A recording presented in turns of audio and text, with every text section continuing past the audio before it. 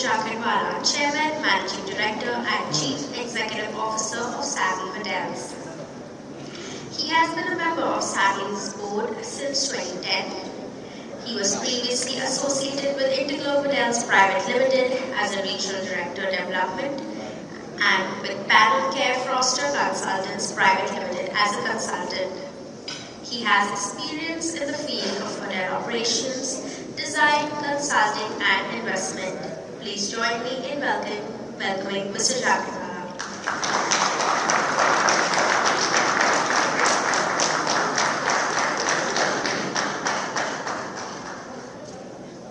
So people are already leaving the room because the bosses have gone. Okay. So I was listening to the session before this, and I'm feeling kind of warm and fuzzy. Hotel CEOs start at the top of the Maslow's need hierarchy.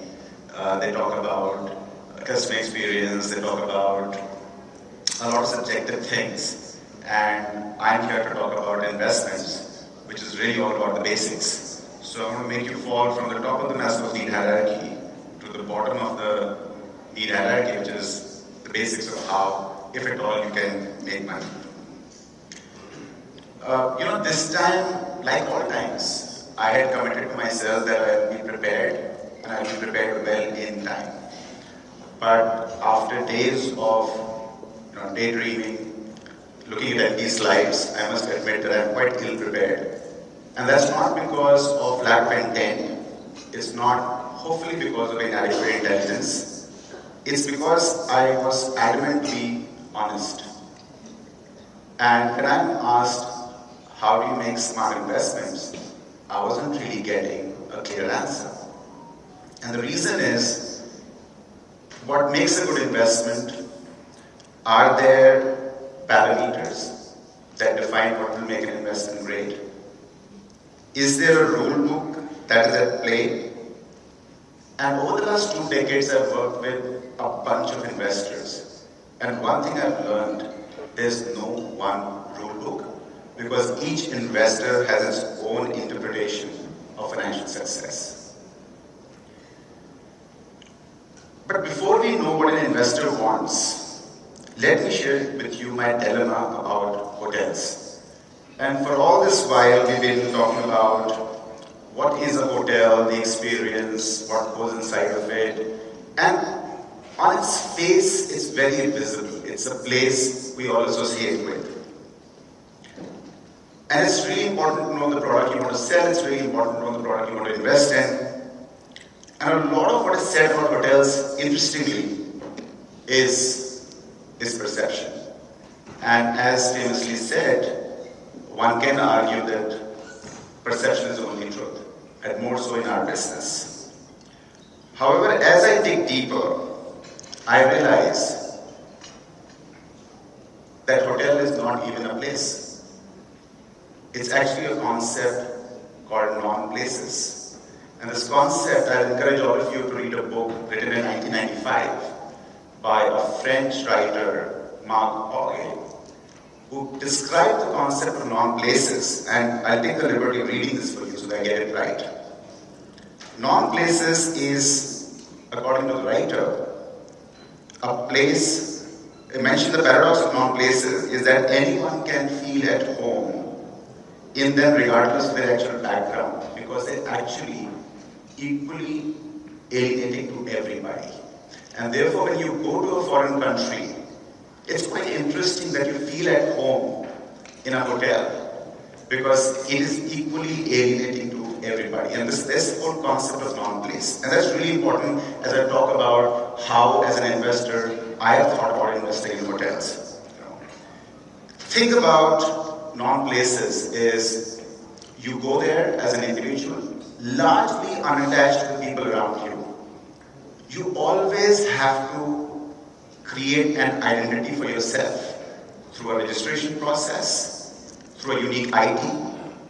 There's always a finite stay, and these are the things that define the concept of a non-place. So much so about the buildings we create, the decorations that we do, the emotions we put in. The fact is we are all an investor in a non-place. That takes us to a very harsh reality, and I think 80% of the room here will not like me when I say this, but for majority of our customers, a hotel will never be a home, and that's the reality. So when you look at this transitionary nature of hotels, how customers perceive us, how they use us, the fact that we're just a place to be for a very short period of time, we feel at home because we're not a home, and it's a bit of a paradox there. This will define what I talk about in future in terms of product, where to put money, how much emotions can actually be or should be invested in a hotel if it's an investment decision. It could well not be an investment decision for many, but if it is an investment decision, then I think we need to talk about some of those paradoxes. The second thing is about the product, and we make a lot of money from products. It's the most debated discussion in any hotel conversation. When you think of building a hotel, when you think of buying a hotel, when you're looking at reviewing a hotel, product. There's a room full of designers and architects. There are whole teams of tech services, the brand lieutenants, who only talk about the product. And yet the fact is that the product hasn't changed for centuries. In architecture, there is a foundation or a parking or an MEP, there is entertainment above that, and there's lodging above that. And I don't know how much has this changed over the last hundreds of years. In guest rooms, there's a space to rest and there's a space to refresh. And the size may change. I actually think hotels have never been redesigned. They've only been redecorated time and again. So every time we tell ourselves that we are redesigning a hotel, I think we're living in a fool's paradise. We're just redecorating the same hotel over and over again. And I think when as an investor we look at products, and this is where we have the most disagreement with hotel brands, tech services, we actually think it's a fairly wasteful conversation. And I must admit, we operate business hotels. So a lot of what I say is more relevant to business hotels than leisure hotels. Right? In business hotels, a lot of that conversation as an investor, for me, is not worth my time because I see it really hasn't changed. There could be a different size, but the product remains to be the same. I started doing a research on one element of the room which hotel companies have talked a lot about: bed. And we've heard various adjectives for that bed, and I won't use the adjectives because then I'm pointing fingers at specific hotel companies, right? So I went to Harvard. There's a whole research in Harvard about sleep. There's a sleep center at Harvard. There's NHS in UK. And there's tons of research available about what defines good sleep. It's your physical being, how healthy you are. It's your emotional being, how you're feeling. It's about the light, sensory factors, light and sound. It could be your partner sleeping next to you. It's never the bed. It's actually never the bed. I have not found a single evidence in a medical research which says the bed defines the quality of the sleep. And should we be surprised about it? Because the labor on the street often sleeps better than the billionaire in his guest room, in his room. So a lot of what we talk about products, as an investor, you need to be able to challenge the status quo. Now, when it comes to product, we actually think this inertia of our product in our business, of thinking about the same thing, the same way, over and over again, creates an opportunity for the investors. So I think in 2014 or 15, we tried bringing, or we actually brought Fairfield-Marriott to India, 19 square meter room. And we were quite nervous if that would work. And I remember calling Raj one day saying, I need to earn 5,500 rupees from that room, and I'm not quite sure a 19 square meter room will make it.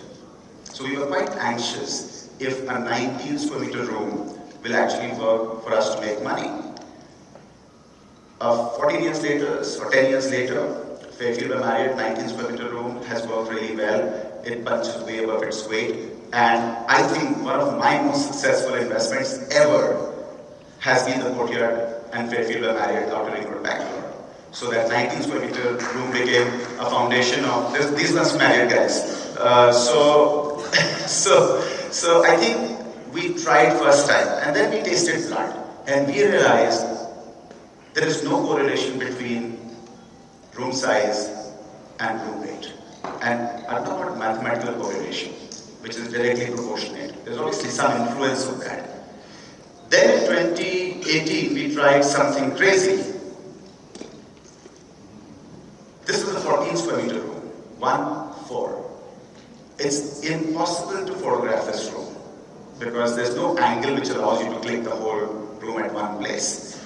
And when we acquired, this was the single largest conversion, 10 hotels in 9 months, about 1,500 rooms, but room size was 14 square meters. A lot of people told us, including, I must admit, early customers, that this is stupidity. How can we be made to stay in a 14 square meter room? This story is still playing out, but I can assure you, this room has been accepted extremely well. It's financially very logical, and it gives us the confidence to invest more and more. This whole concept of challenging the status quo is important, and I had the privilege of working with a legendary investor, Sam Zell, and Sam had his famous quotes. One of them was, conventional wisdom is nothing but a great reference point. So when you're thinking about the future of where can you put your money, where can you take your capital, what sort of products can you create, looking backward is not the answer. It's just perhaps the best starting point. So when you do products like 14 square meters, 19 square meters, redefine the service. In this particular brand, there is no staff cafeteria. It's like the Starbucks. The staff just goes to the main cafe and have their meals there because we just don't have the space to put a staff cafeteria. And trust me, nobody's complained. No customer has ever complained. And I don't expect them to complain, right? So I think in product, we see a lot of opportunities. And I think we need to start looking at reminding ourselves how important that product is. And this whole surreal experience of it being an on place allows you to be more flexible as to what you can do to the product actually. I may, however, differ with myself when it comes to leisure business. Because I think, unlike business hotels, there's a need for a place in leisure business. I think we make a lot of money from being a non-place in a business hotel. Not there, just a transition. Come in, check in, take a shower, have great breakfast, go, forget me. Right? But keep coming back, loyalty distribution. I think in leisure space, there's an opportunity for there to be a place. But there is a challenge. The challenge is, I don't see creativity and capital coming together. People who are creative don't have capital, and people who have capital continue to go to traditional mindset of building a large box branded hotel. So I think there's a huge opportunity in leisure business where creativity and capital can combine, and we'll see who does that first.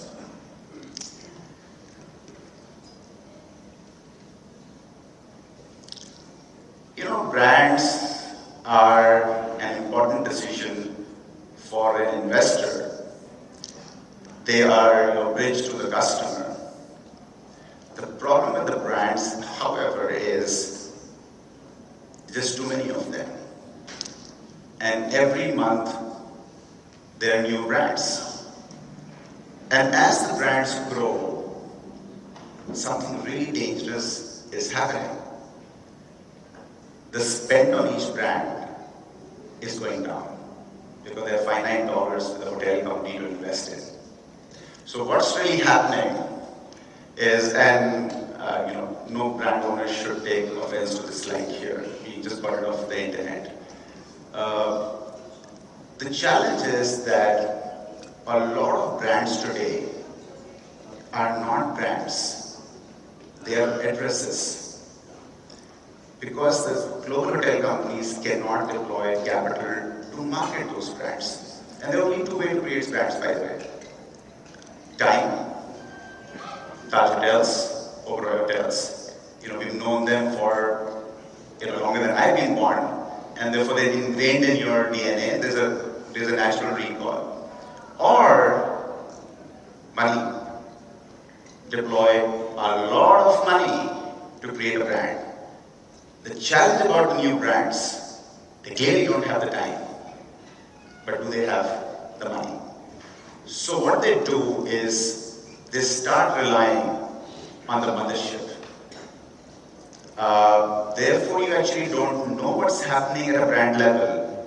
You all hope that something good happening at the parent level. It's a bit like the Trump cabinet. Nobody really knows what's happening. Everybody's hoping that Trump knows what he's doing. So, hotel brands are a bit like Trump cabinet. But there are lessons to be learned in consumer brands. And I found this really interesting. Let's talk about Christian Dior, Rimowa, Louis Vuitton, Bulgari, Pears, Vaseline, Lux, Horlicks. I bet a lot of you don't know who owns these brands, but you know the brand. And that's the power of a brand. It has to be more known and more powerful than the company that owns the brand actually.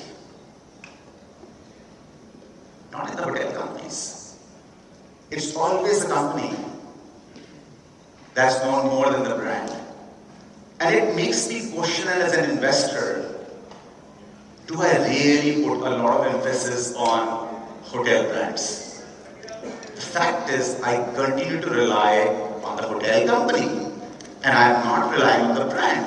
And therefore, I hate to say, we run a commodity business. We don't run a branded business. And that's why when I go to a general manager and say, why have we lost a certain business? It's because somebody offered 200 rupees less. And whenever your customer can move for 200 rupees less, I hate to tell you it's a commodity and it's not a brand. So I think there is a lot of opportunity, but disappointingly I don't see that happening. Because we continue to focus a lot on the company and not on the brand. But I really feel there's an opportunity for the brand to be the hero. Having said that, I think Indian hotel companies did better. Because we know Taj, we know Oberoi's, we know Ginger. People don't know EIH and IHCL. So a lot of customers actually don't know the company, but they know the brand. So this whole confusion between whether the company is more powerful or the brand is more powerful is going to impact how successful you are as an investor, because this is your bridge to the customer, like it or not. I can build the best hotel, I can put the best art, I can put the best chandelier, but I need to get to my customer every single day. The first time I was starting SAMHI in 2011, I go to New York to raise capital. My first meeting ever. And this gentleman in New York asked me, so what are you here for? I said, listen, I want to start a hotel company. And he looks at me and says, this is the worst business. It empties every day. And I came out in shock, knowing that he is right, that this business empties every single morning, and it's really hard work to fill it back time and again, time and again, time and again. And therefore, let's not make a mistake about the power of a brand, because that's my bridge to my customer. But when I'm relying on that bridge, I need to understand how strong, reliable, long-term, sustainable that bridge is. And this is what is worrying me as an investor about my core access to my customer. Purpose.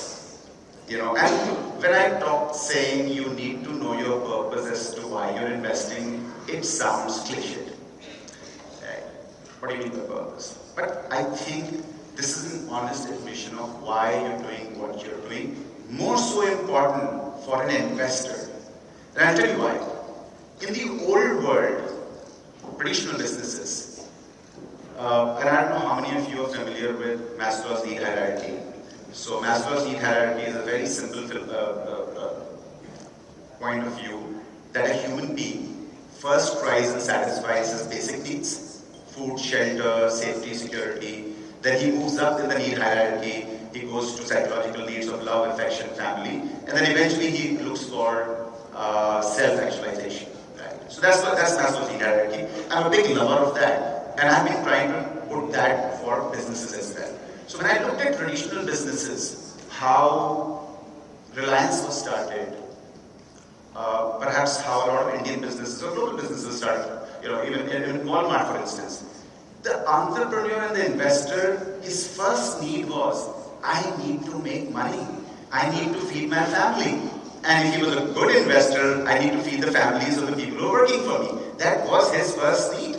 And once he did that successfully, he fought for industry position, growth, status as a business. Am I a part of CII? Am I a part of SHM? Am I seen as a leader? And once he satisfied that, did he go to self-fulfillment?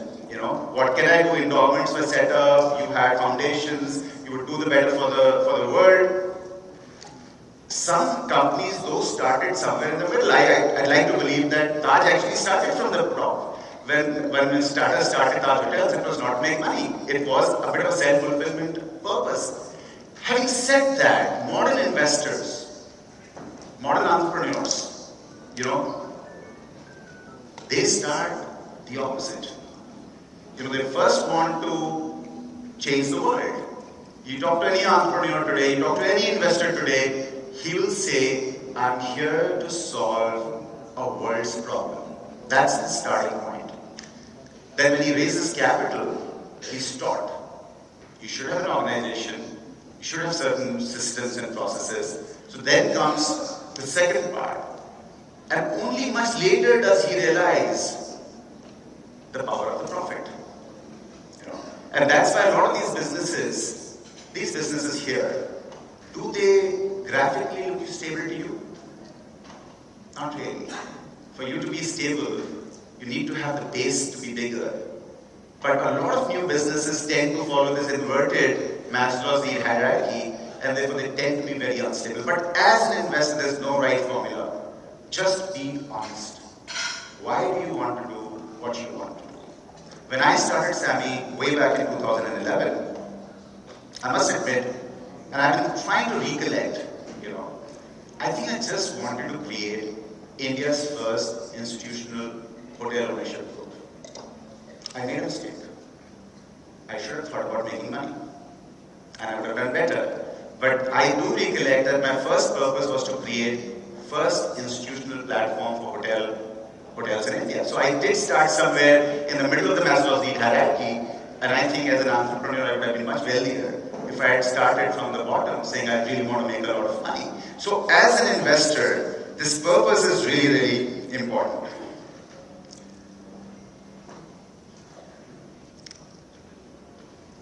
Okay. Some of the lessons I've learned. Time's up. Okay. Some of the lessons I've learned, I'll rush. Follow the trend line and stay away from the headlines. So you look at India over the years, the trend line has remained strong, the headlines have kept changing. And if one was to follow the headlines, one would have never invested in India. And Uday Kotak once famously said that if you click photographs of India, each photograph is a bad photograph. There are potholes, there's dirt, there's crowd, there's ineffectiveness. When you put it as a movie, it's a beautiful movie. So I think you have to follow the trend lines and not the headlines. The second thing, since I'm in a consultants conference, even if I'm exceeding my time,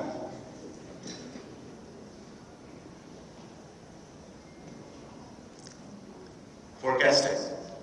How can we stay away from that? So what is forecasting? And I was talking to Arjun this morning about financial modeling and forecasting. Here is what I've learned.